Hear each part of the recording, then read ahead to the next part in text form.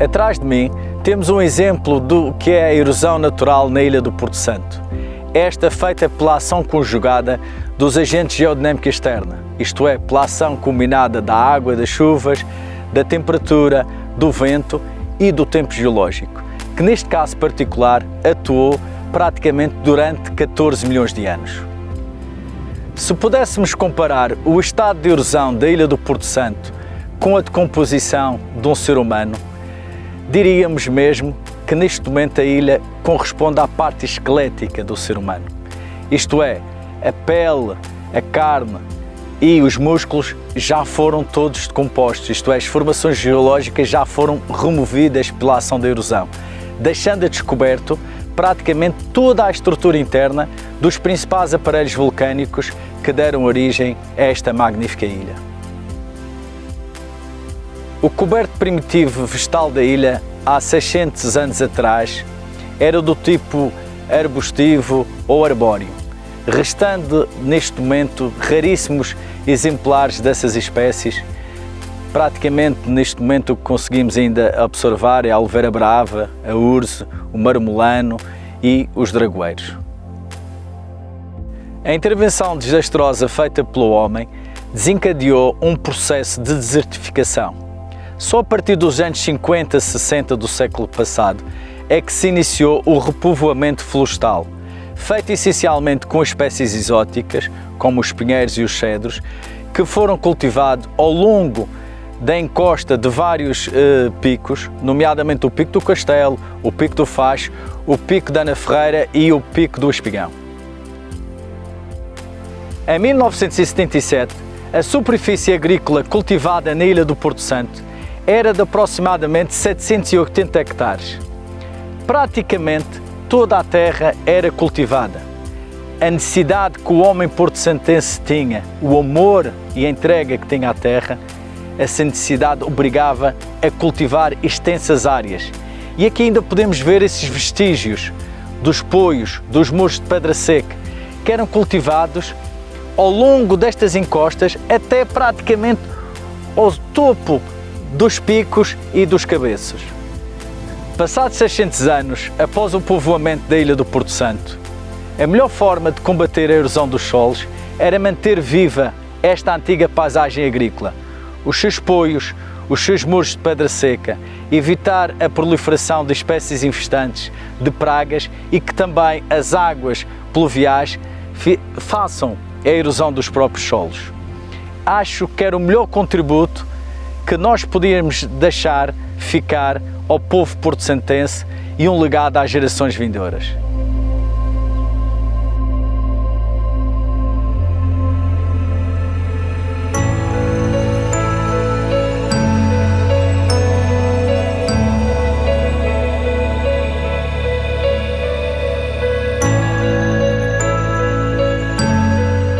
Com a colonização humana houve uma grande alteração do coberto vegetal ao longo do tempo. Esta alteração deveu-se essencialmente a quê? Principalmente para a subsistência humana. Muitas das árvores que existiam, nomeadamente os zimbreiros, portanto, foram muito utilizados para a construção das casas, também como combustível para a cozedura dos alimentos. Portanto, houve também esta devastação do coberto vegetal, além da utilização humana que teve, também podemos incluir aqui a proliferação do coelho bravo, a pecuária, as áreas também que foram desflorestadas para as práticas agrícolas. Portanto, todos estes processos, todos estes fatores levaram a que grande parte do coberto vegetal primitivo fosse desaparecendo e fosse sendo alterado. Falei das práticas agrícolas. As práticas agrícolas, portanto, aconteceram ao longo de vários anos, também como forma de subsistência da população. Nestas práticas agrícolas assistia-se essencialmente à cultura de cereais, ou podemos falar quase numa monocultura, sem posios. Isso observa-se hoje em dia mais no sítio da Serra de Fora, no Pedregal. portanto, quem lá habitava cultivou muito esses locais e ainda hoje assiste-se a uma paisagem humanizada que de facto nos faz lembrar o que seriam aqueles campos todos cultivados, mas toda esta prática agrícola levou a um grande empobrecimento dos solos, a um escalvanamento quase, porque a mobilização dos solos para a cultura e o facto de termos uma monocultura cerealífera, realmente em termos nutritivos, empobreceu muito os solos. Ao longo do tempo, foi acontecendo uma desertificação dos solos, que levou a um grande processo erosivo, com a existência de sulcos e grandes ravinamentos, que chegou a um ponto que, a determinada altura, preocupou muito quem, na altura, portanto, estava mais responsável pela parte florestal da ilha, e daí que houve uma grande preocupação de começar a florestar, a arborizar a ilha para reter, de facto, todo este processo erosivo. Um dos principais personagens, não é, podemos dizer assim, da nossa ilha, que de facto se preocupou muito com este aspecto, foi o regente florestal Chiapa de Azevedo, que era uma pessoa com uma grande persistência, com um método que à altura foi excelente e de facto deve-se a ele a persistência, a dedicação do trabalho que teve na arborização dos pontos mais cimeiros da ilha do Porto Santo, nomeadamente o Pico do Castelo, parte do Pico do Facho, o Pico de Gandaia e o Pico Juliana, que de facto nessa altura permitiu que se evitasse todo o processo erosivo.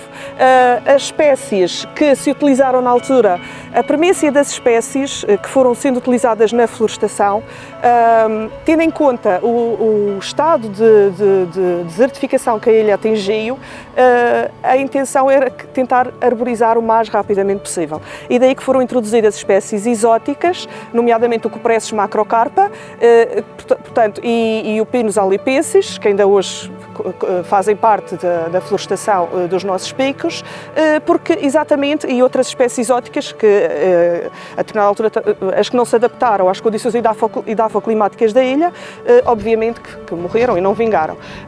E acabaram por vingar mais espécies resinosas, como eu que as referi, o Cupressus macrocarpa e o Pinus alipensis, que de facto são as árvores que hoje permanecem na nossa ilha. Queria só referir que a florestação, a responsabilidade do regente Chiapa de Azevedo, cobriu estes picos que referi até cerca de metade do pico, e a partir da década de 50, 54, 55, os serviços florestais de então terão continuado estes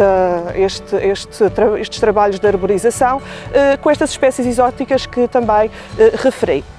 É importante perceber que, neste momento, todo este trabalho de arborização foi muito importante porque, de facto, reteve os solos, impediu a erosão, conseguiu-se constituir solo, não é? Que até então era muito empobrecido e nu. Com todo este trabalho é importante agora que se continue a diversificação e que se acompanhe uma boa recuperação dos habitats naturais da ilha. E todo este processo que foi feito até agora foi extremamente importante porque podemos agora de facto aproveitar este trabalho e começar a introduzir mais espécies no sentido de haver uma maior biodiversidade.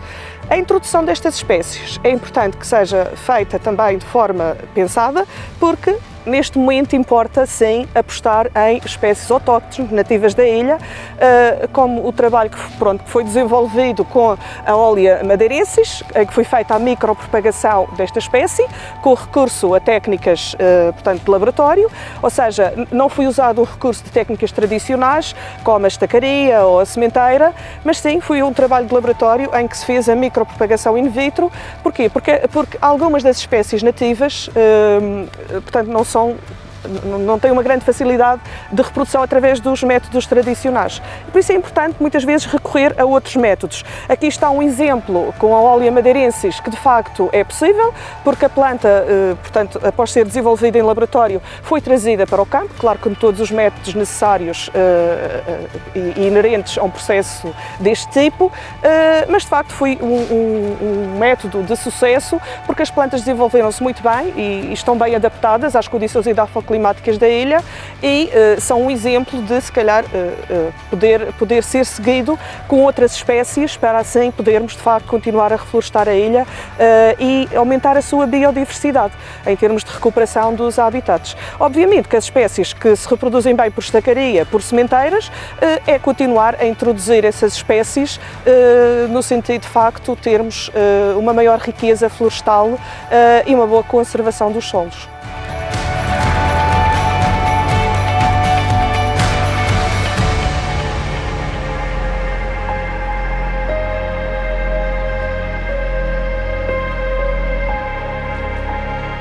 Hoje, o Porto Santo tem cerca de 400 hectares de mancha florestal. Isto demonstra bem o trabalho de décadas, o trabalho de séculos, como é difícil. Portanto, temos cerca de 400 campos de futebol, mas, enfim, é uma floresta e é um verde que demonstra o empenho, o sofrimento e a dedicação e o trabalho de um povo, portanto, dos porto-santenses. E isso é bem elucidativo na forma como a população do Porto Santo olha para a floresta e olha para o verde que a floresta tem, portanto, e a população do Porto Santo sabe muito bem o quanto difícil é manter as plantas vivas, manter estas árvores vivas e, portanto, todo este trabalho único de recuperação biofísica, de florestação, de correção torrencial, muito se deve a esse trabalho dos porto-santenses. Em alguns casos, podemos ver que para suportar uma única planta, uma única árvore, foi necessário construir muros de suporte de terra. Isto demonstra a dificuldade deste processo e demonstra também o trabalho único que difere de muitas outras zonas, quer do país, quer mesmo a nível internacional. Além desta questão dos muros de suporte para as próprias plantas, houve necessidade de constituir e fazer uma série de barragens de correção torrencial, portanto barragens não como as pessoas normalmente pensam, de suporte de água. Neste caso as barragens servem para suporte do solo, portanto se não tivermos a base, o solo, não podemos fazer nada. Há histórias aqui no Porto Santo de árvores isoladas e muitas vezes questionamos porque essas árvores estarem vivas, isoladas, se não seria fácil termos muitas más árvores, e olhando para as histórias vê-se que essas árvores sobreviveram porque os porto-santenses, quando passavam nas veredas do seu cantil, deitavam um pouco de água e, portanto, isto demonstra a forma como os porto-santenses tratam e olham para a floresta e o valor que atribuem a esta mesma floresta. Hoje em dia, nas nossas ações de florestação, portanto levadas a cabo pelo Governo Regional, já não temos, digamos assim, a necessidade de olhar para a questão da biomassa, das lenhas e, portanto, permite-nos hoje ultrapassar uma nova fase, ir de encontro a um novo desafio, que é a diversificação desta mancha existente, a produção em vivério e a instalação de plantas endémicas, indígenas, autóctones de cá. Já temos algumas zonas com bons resultados, portanto a nossa principal ação continua a ser evitar a perda de solo, com a instalação de plantas que sejam adaptadas ao Porto Santo, plantas indígenas e endémicas, que obviamente também nos dão outra riqueza, quer a nível paisagística, quer mesmo a nível botânica. Este trabalho existente aqui no Porto Santo, diria eu que é praticamente único, porque não há muitos locais no mundo que se possa ver tamanho esforço para se conseguir obter, portanto, condições para a instalação das plantas, acrescido com uma questão que é a falta de água que o Porto Santo tem. E, portanto, toda e qualquer água existente que pudesse cair por via, portanto, via das chuvas, fluvial, teria que ser aproveitada. E, portanto, também, nesse sentido, criou-se uma série de canais de aproveitamento dessas águas que depois eram encaminhadas para a rega constante das plantas que eram instaladas e que eram plantadas. Sobre a paisagem e sobre o verde, penso que o verde da paisagem, o verde da floresta, aqui no Porto Santo tem um significado muito diferente, porque as pessoas, principalmente os porto-santenses, sabem o esforço que foi, a dificuldade que foi em obter esta mancha de verde existente e, portanto, esse mesmo verde, diria eu, que aqui tem um significado de cultura, de esforço por parte da população.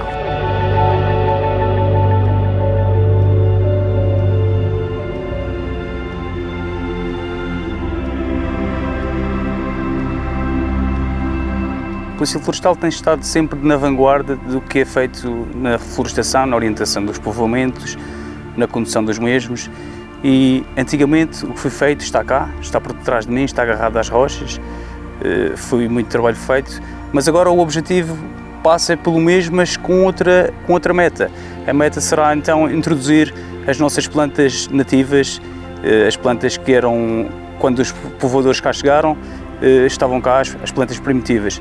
E então, portanto, será sempre o mesmo caminho, será manter a floresta viva e lutar contra a erosão, porque desde sempre a nossa terra sofreu com os problemas da erosão. Então, vamos fazer exatamente o mesmo, é manter as plantas, mas desta vez com plantas nativas.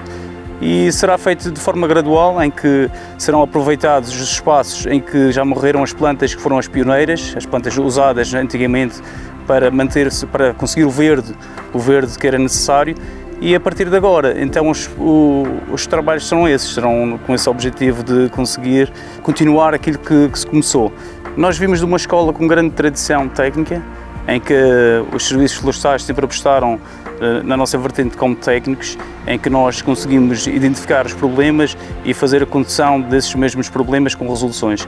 E são os polícias florestais que vão, muitas vezes, em busca das soluções, estas soluções que estão em locais muitas vezes inacessíveis, que nós fazemos também, portanto, vamos às rochas buscar as sementes que lá estão, porque efetivamente as rochas têm protegido estas poucas plantas que ainda existem. E então nós fazemos a recolha e serão essas mesmas sementes que serão usadas agora para fazer os nossos repovoamentos.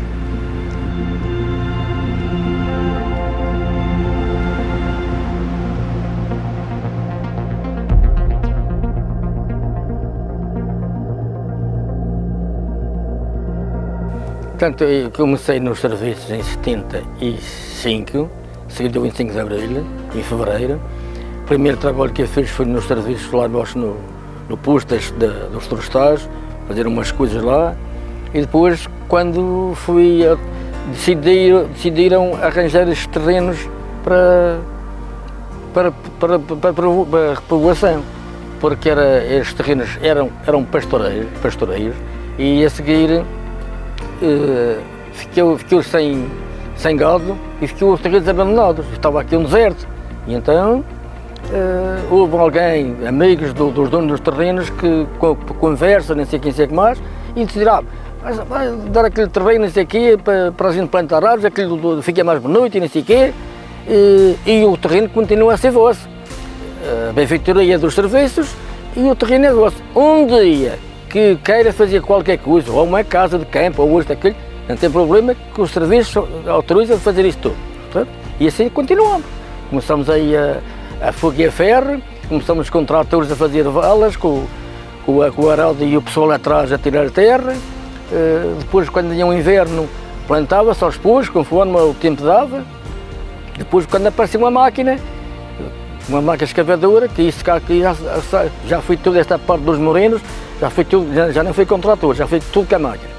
E depois isto dava um rendimento, fazia-se 200, 300 metros por dia e nem queria saber. E depois o pessoal vinha, já não era preciso tirar a terra, a própria máquina tirava a terra e a gente era a seguir, quando era para plantar, 15 dias antes, com as primeiras chuvas que dava, o pessoal vinha, quando era para plantar, era fazer uns covocos com a enxada e plantar. Uns rapazes a aguentar os pinheirinhos, outros a plantar e assim sucessivamente. E deu resultado. Isto foi um trabalho excepcional e não ficou muitos anos. O Parque de Ana Ferreira foi em 76. Foi a primeira plantação que eu assisti a trabalhar, foi em 76. O Cabeça de Luz foi em 77, 78. De 78 até 80 fui aqui nesta zona. Até 80 qualquer coisa. 88, 89 mais ou menos. Tudo. Balsos, taboibos e isso aqui, tudo. Isto aqui, se não me engano, foi 170 mil plantas que foram plantadas num ano. Não é época, 170 mil. Mas tem mais, não foi só num ano, que isto não se fez isto só num ano. Isto demorou 3 a 4 anos a pôr isto vir. Depois algumas que falhavam, vinha-se a repor novamente. E lá em cima do Parque de Ana Ferreira, tem 8 hectares, 2.500, 17 mil e tal plantas. E isso também foi regada. Essas foram regadas com um carro.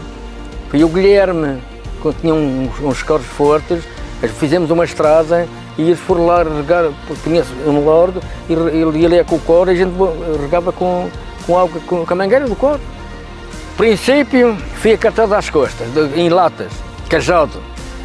Latas de 20 litros, do Ribeiro da água aqui para cima. A seguir, deste lado dos morenos, perto do Porto dos Porcos, já foi a exploração que fizemos lá em cima no Ribeiro Fundo, tinha lá um pedaço de água e aquilo valeu a pena, fizemos lá uma exploração e fizemos um tanque para a captação da água e fizemos outro em cima para bombar para cima. E fizemos um grande aqui nos Morenos, onde tem esta zona de lazer, que tem 80 e tal mil litros que leva. E daí é que fui água de rega por mangueira. E esta parte aqui foi quase toda regada com mangueira. Nessa altura havia bastante pessoal para trabalhar e a dificuldade maior era a chuva. Era o inverno. O inverno é que não ajudava. E o vento era o número 1. O vento, portanto, está aqui, está subindo a erosão do vento, está subindo aqui tudo direitinho, parece